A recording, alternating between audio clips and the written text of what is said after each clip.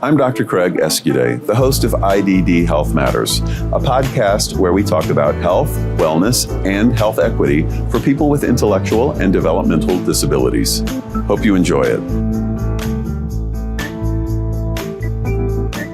Welcome to this episode of IDD Health Matters. We're coming to you from the American Academy of Developmental Medicine and Dentistry Conference in Denver, Colorado. And I have a very special guest today, Dr. Stephen Perlman. Welcome, Steve. Thanks, Rick. Thank you for having me here. So you are foundational to the beginning of this whole organization. Tell us the story. It's really an amazing history how AADMD got started. So I was approached by Eunice Kennedy Shriver, who is the founder and CEO of Special Olympics almost 30 years ago, to create a health program for the athletes of Special Olympics. Special Olympics has 5 million athletes in 170 countries. And it was an unbelievable task, but at the request of Eunice and Sergeant Shriver, I undertook to create a health program for Special Olympics. So I'm actually a pediatric dentist. My practice was always limited to dentistry for children, adolescents, and people with disabilities. And so I started a pilot in dentistry and called Special Smiles. And then we went into vision, and then we went into medicine, and then we went into hearing and other disciplines. We now have 8 disciplines, and it's the largest public health program in the world. Okay? That's fantastic. That's amazing. But how do we tie it into AADMD Right. is the story, right? So nobody knew about the health disparities that existed because people with intellectual disabilities are the largest minority population that is ignored by everybody. And public health people focus on Native Americans, African Americans, and Hispanics, and nobody was looking into health of people with intellectual disabilities. And it's interesting because when I first met Eunice and Sergeant Shriver, it was an amazing experience to me because Sergeant Shriver is an amazing American hero, Peace Corps, Job Corps, Office of Economic Opportunity, led the war on poverty with LBJ. And Eunice Shriver, who is the champion of health, quality, and life issues for people with intellectual disabilities. The third person in the room was Dr. Robert Cook, who was the founder of developmental pediatrics in the country. At that time, he was the head of pediatrics at Hopkins, and then somebody from the Kennedy Foundation. And when Mrs. Shriver met me, and why she met me was because I treated her sister, Rosemary Kennedy. Rosemary is my patient. And so here I am 2 weeks after treating Rosemary and Mrs. Shriver, and we're talking, and she asked me to talk to her about why is dental health the most unmet healthcare need for people with intellectual disabilities? And I said, Mrs. Shriver, I don't want to talk about dental care. I want to talk about health care. And she said, what are you talking about? So this is the world's champion for people with intellectual disabilities. At that time, she said to me, I'm the champion. I devoted my whole life to this. Number one, I thought for people with intellectual disabilities to succeed in this world, education was first. So I fought for IEPs and the highest education that somebody can achieve. Number two, what are they going to do when they grow up? Because everybody has to feel useful. So I fought for job opportunity. And third, with the closure of the institutions, where are they going to live? And I'm concerned about safe housing. I never thought about their health. All of those things are extremely important components. But social determinants. But even now, I've experienced something similar to that, where as states move to move people into more community settings, they are still thinking about all of those things, and they say, oh, well, they'll just go to the doctor in the community or the dentist in the community to get their health care or their dental care. Right. But they don't always recognize that maybe people aren't trained to meet those healthcare needs. Look at this. I mean, I'm sitting, Bob Cook was the medical director of Special Olympics, Dr. Cook, and he couldn't even convince her. And he was the parent of 2 children with Cru-de-Chat syndrome. And he said that they were institutionalized because he said they would not survive in the community. And and she said, what do you, and she challenged me on that, but Dr. Cook supported me. And that was the start of the career that I went on for the next 30 years, in addition to my private practice and teaching. Okay, so next step, right? Right. Okay, so we plug along for a couple of years, growing into the other disciplines, and then we realized that we really need to have a game changer. So only the Kennedys could have done this. They arranged, Senator Ted Kennedy arranged for the first ever Senate hearing on health disparities for people with intellectual disabilities based on the work that we'd done in Special Olympics. I had to pinch myself that we were actually, so it was held at the Special Olympics World Winter Games in Anchorage, Alaska in 2001, okay? That's really not that long ago when you think about it. Yeah, well, fell into my body that's aging. But so here we are. First ever Senate hearing off-site, but it was still a Senate hearing. And everybody in the federal government had to come up and testify. At that time, Arnold Schwarzenegger was the chairman of fitness for the president, so he was up there. But, CDC, NIH, birth defects, the LEND programs, the USAIDs, every single agency had to be there. And it was led by Surgeon General David Satcher. And at that conference, I was able to get a one-on-one talk, like you and I, with Surgeon General Satcher. And I gave him some health and statistics, and he had no clue about anything. But he made the commitment to me to have the first ever Surgeon General's conference on health disparities for people with intellectual disabilities before he left office. And so in December in 2001, 6 months later, we were in Washington, D.C. for a 2-day conference, and everybody that was anybody in ID at the country was there. And I was with Mrs. Shriver when he pinned the highest medal that a Surgeon General can give. And he said, if it wasn't for that conference and for you at Special Olympics, we would not be having this meeting today. What a story. Yeah. So what happened? The next week, Monday, Tuesday, Wednesday, I get calls from physicians all over the country. Steve, I met you. I'm a neurologist in New Jersey. I specialize in seizure disorders. I'm a gastroenterologist in Washington, D.C. I do all the scopes of everybody from the group homes in that area. I'm an anesthesiologist in Arkansas, and I specialize in craniofacial differences. All these people kept calling me. And so there was a meeting of believe it or not, of the Southern Association of Institutional Dentists, which was a small, tiny little group. But it was in Chattanooga, where Rick Rader lives. Yep. And Phil May, who was one of the co-founders of AADMD, was lecturing. Phil's an endocrinologist working in an institution in New Jersey, but he was there. And so we all went to Rick Rader's house at night after dinner, and we said, we really need an organization of healthcare providers that are laser focused on healthcare for people with ID. Because everybody's so siloed in medicine, right? 200 specialties in medicine. And so at Rick Rader's, we decided to form the American Academy of Developmental Medicine. So that was kind of really the first meeting was in his living room. Yes. Pretty much, right. Exactly. Yeah. How crazy is that? That is pretty neat. And then we met. And so in the beginning, we were so small, nobody knew about us. So we met with the Developmental Disability Nurses Association because a lot of the physicians knew that group. They had an executive director, and so it was easy for us. So we partnered with the DDNA for the first few years before we were able to branch off on our own. And we've had a number of guests from DDNA on the podcast as well. Still with us after all these years. The change, what happened was that as we got into policy and advocacy, the nursing agencies that support them and would pay for them to come, they were more focused on clinical care rather than that. Their bag wasn't that. Their agencies wanted to focus on clinical care, whereas we are policy, advocacy, and direct care.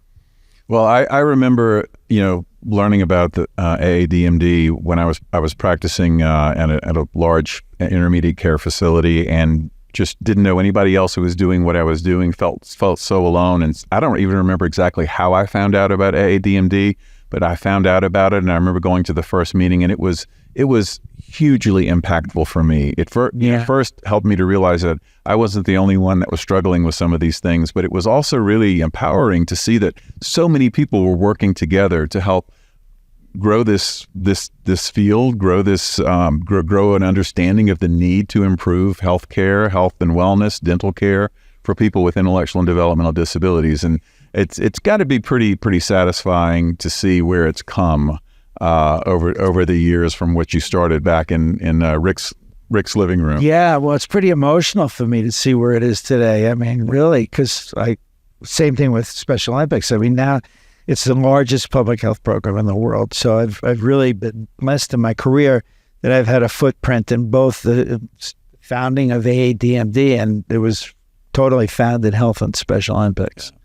So, I want to go back to one of the things that you mentioned, how it was John F. Kennedy who really brought this to the forefront. Exactly, because of his sister, Rosemary Kennedy. And that goes back to the point of where we need a champion a lot of times, and a lot of times a champion in a position to make change for things to happen. And it was great that that opportunity presented itself at that time. But we see that on smaller levels too. At a medical school, there may be a champion. It might be a medical student in some cases, or it might be a faculty person who says we need to do something to get education about IDD healthcare into these programs, and somebody to keep on pushing that. And I'm sure you've seen that a number of times, or can you speak to that? Oh yeah, well, one of the barriers to healthcare for people with intellectual disabilities is the culture of an institution. And like you said, if the dean of a medical or dean of a dental school is not at all interested or not focused on it, it's not going to happen. It's just not going to happen. And that's why, and it's sad, but that's, and because it's such an invisible population, but personal connection means a lot. Look at the data today. CDC made this report, 1 in 36 children on this autism spectrum disorder, right? So what person out there is not connected in some way?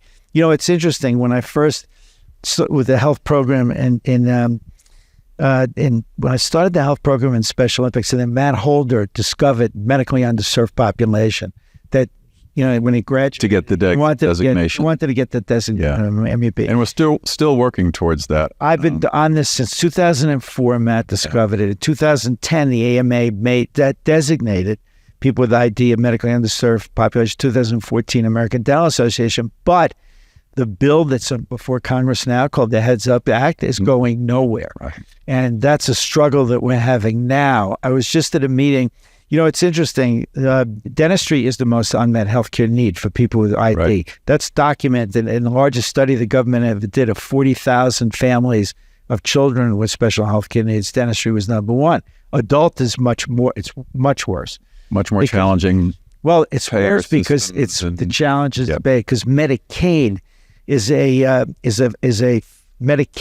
a federal program, but it's up to the states as to whether they have an adult program. Medicaid under the EPSDD Act in dentistry is only funded for children up until the age of 18 or 21. And then it's optional for adults. And so many states still don't have an adult program or extractions and dentures. How crazy is that? So that is certainly a barrier, the ability to pay for services. But what about dentists and training and feeling comfortable taking care of people with intellectual and developmental disabilities? Okay, that's so for my 30 years, right? All I heard was lack of training in dental schools and lack of reimbursement, right? Okay, so we tried to. Lack of the reimbursement problem is an issue. We now have an organization called Medicaid, Medicaid, Medicare, and CHIP, which is helping us. But it's never going to work with Medicaid because Medicaid, the states don't have the money, and they're going to do their own thing. So we're looking at carving out in Medicare a program only for intellectual disabilities. Okay, That's one thing. That's relatively new because we're trying to figure this thing out. Okay, as far as education, and this is really another interesting story. So when we realized when I started this journey in Special Olympics, because basically I'm a private practice guy with an academic. I'm now a clinical professor of pediatric dentistry at both Boston University and University of Pennsylvania, but education. So there was nothing when I started this and looked to see, how am I going to fix this problem? Okay, broad, big picture. Try to keep that microphone right there. Okay. Big picture. Okay. So we looked at CODA, Council on Dental Accreditation. At that time, nothing in the curriculum that dental schools had to teach anything about health dentistry for people with intellectual disabilities. Nothing. So we wrote a letter to the commissioner, Mrs. Shriver, myself, and a doctor a public health doctor that I was working, and we said, hey, this has got to be an oversight. There's nothing in the curriculum, right? So we wrote a letter, and we petitioned them, and we lost. CODA would not put anything about education. Did they give you a reason? Yeah. After struggles to get the reason. No faculty to teach it, and the dental schools no money on the patients because they were losing money on every patient. So those are the two biggest reasons. So we fought for a few years that it was unconscionable, and so they signed off to diagnosis and treatment planning only, which meant that a dental student and a hygiene student could graduate after 4 years without ever physically working on a patient with intellectual disabilities, okay? Rick Rader gets placed. First of all, 10 years ago, we were asked to speak before the President's Committee for People with Intellectual Disabilities in Washington about dental care. We brought it up. The chairperson at the time was not interested, but one person sitting in the room was interested and became our champion. He's now the current president of the President's Committee. President Biden just reappointed him. His name is Jim Brett, and he's from Massachusetts.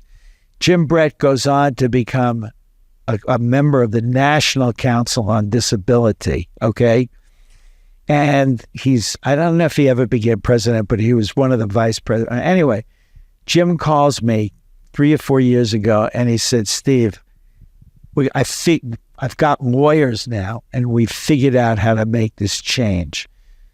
And they did what I could never do. The lawyers went after the American Dental Association for violating the Americans with Disabilities Act. And so what they did was they took the code of ethics of the dental profession, right? Sorry.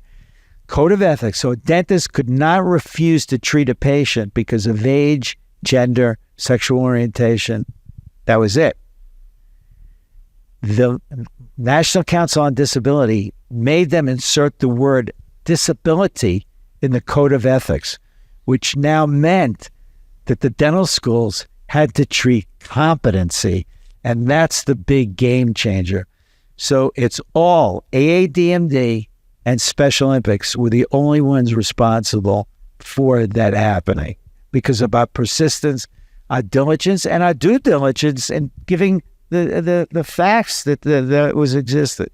And that came about in 2019-ish, 3 years ago. Right? Yeah, that's what I recall. That's been the game changer. And fighting, it hasn't been easy, fighting organized dentistry, okay?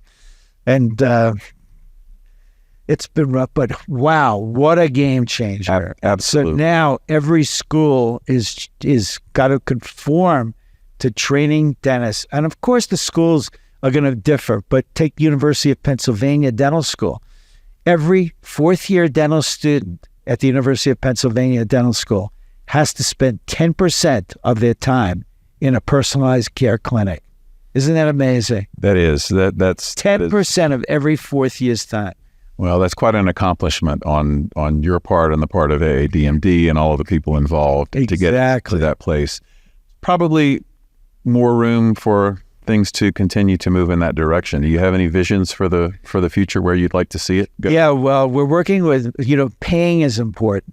I mean, there's so many obstacles to healthcare for people with intellectual disabilities. One of the biggest things is stigma. I've been told when I've been practicing almost 50 years, I just retired, but for almost 50 years, in the early years, I always heard, well, you do work on that population because you're not good enough to treat neurotypical people. You're not good enough to do implants and cosmetics. And I always heard that because it became, it's sad, but we've been so beaten down by the dental profession that it's so stigma, culture, accountability, regulations, problems with DSPs and the caregivers. These are all barriers. Because I'm convinced, like I said, it's always been education and reimbursement, right? But social role valorization, a lot of times, they're burdens on society. Sure. They're menaces. Why do we have to support them for the rest of their lives? These are the kind of things that we faced. And those are the additional barriers. But it's interesting that in states where reimbursements have drastically changed, or not drastically, but at least they're working on it, no increase in providers because they don't want to deal with Medicaid as a payer. So it's still a challenge. A huge challenge. Yeah, it's a huge challenge. And then you find one or two or three dentists who are willing to do that, and then they get overwhelmed with lots of patients.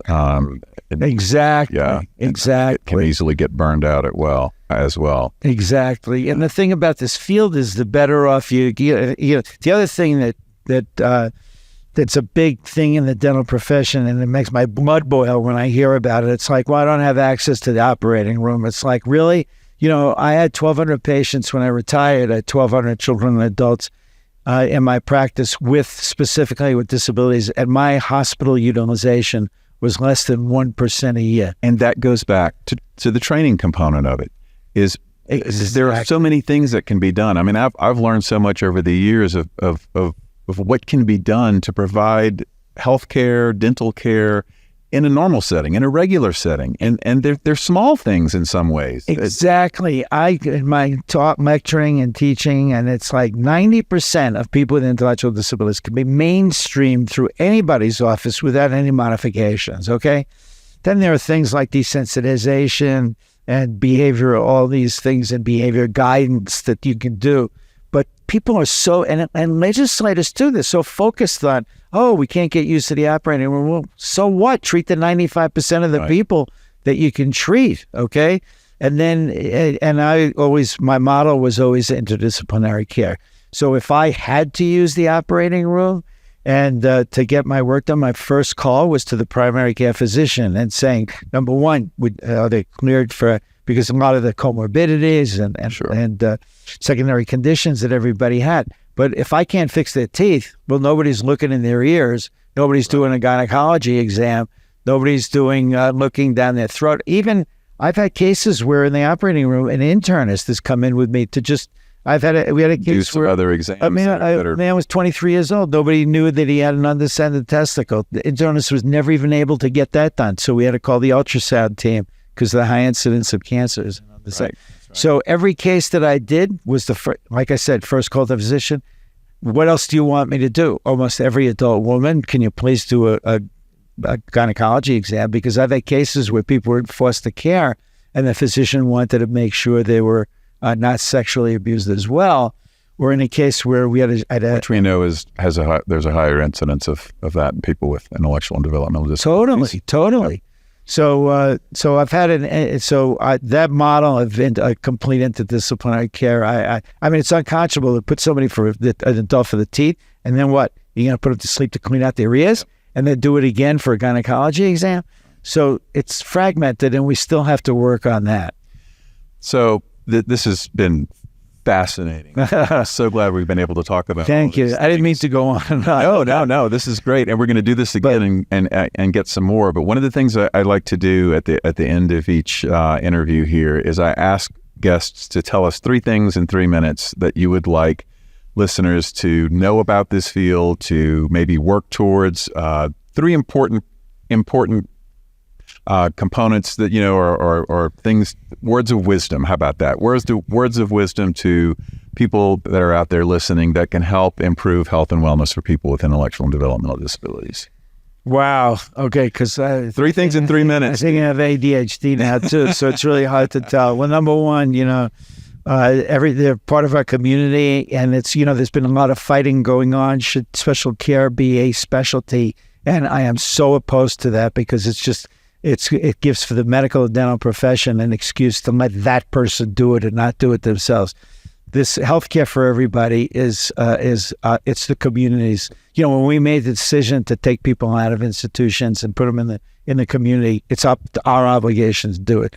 So number one, and then for those people who are just starting out, You're going to have some things aren't going to work out sometimes. That's for sure. Yeah, like they say with autism, if you've seen one child with autism or an adult, you've seen one child with autism. Right. So the more you, this is totally true, the more you do, the better you get, okay? That's the third thing. And then I've always been taught that we as special people that take care of people with special healthcare needs, right? We that take care of people with special care needs. I've heard my whole career, in our field, it's like if you hear hoofbeats, it's not always a horse, right? Look for the zebra. That's right. Second thing, diagnostic overshadowing, which we really have to face much more in medicine than dentistry. But then people say we have to learn to think out of our box, right?